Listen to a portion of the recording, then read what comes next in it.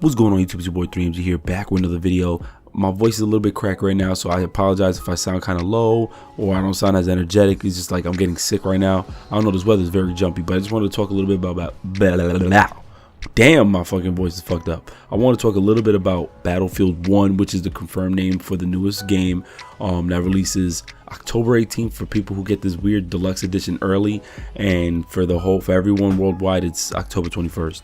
Battlefield 1 will feature or will be taking place in World War 1. It would have a dedicated campaign. It would also have a multiplayer of 64 players, which is definitely dope.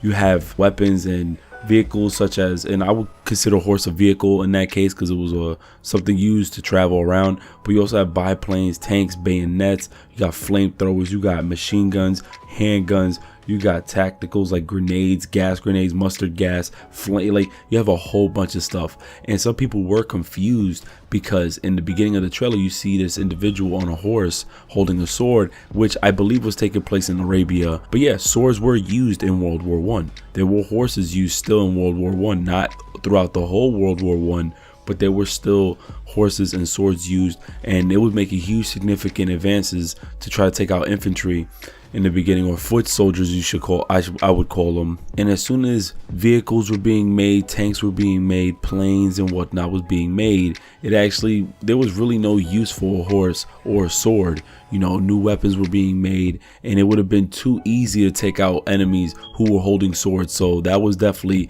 not a benefit of having that type of weapon in World War 1 towards like its middle period.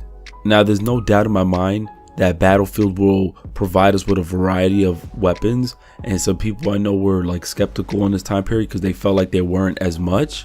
But there's something that people should know, and I don't blame them for not understanding that there were actually a lot of weapons, even machine guns. But that's because in our textbooks we don't learn about every specific country and their weapons. We learn mostly about what the American soil went through. Like when I say soil, I just mean like like American people or the soldiers part of, you know, United States went through. So we only know whatever was mass produced from our side to whoever was our allies or enemies. There was a lot of weapons, so there's no doubt in my mind. And we're talking Battlefield. Now compare Battlefield to a game like Call of Duty. Battlefield has always provided with a lot of variety of weapons. Even with Hardline, you can't deny that it's still provided with more weapons than any Call of Duty game. Yeah, it was really just like the pacing of each scene that kind of threw people off, because you thought like, what the hell, swords, horses? And then some of them had like this crazy gear that not everyone knows about. But honestly, if you look up your information and look up the kind of gear that other countries wore, it was ridiculous. It looked like that. It looked like he was a knight and shit. So I think it was pretty cool. Once again, they even had the Zeppelin aircraft, which was crazy because somebody guessed that in my breakdown video of the teaser, and they were like, oh, he's probably looking at a Zeppelin because it was going slow, the shadow that was going over his face. Like, that's so dope, man. Like, that somebody guessed that right, and I knew it was taking it back to that place. So I personally can't wait. I'm picking this game up day one. There's no doubt in my mind that they're going to provide us with a large variety of content, because that's what Battlefield does. They always provide us with large maps.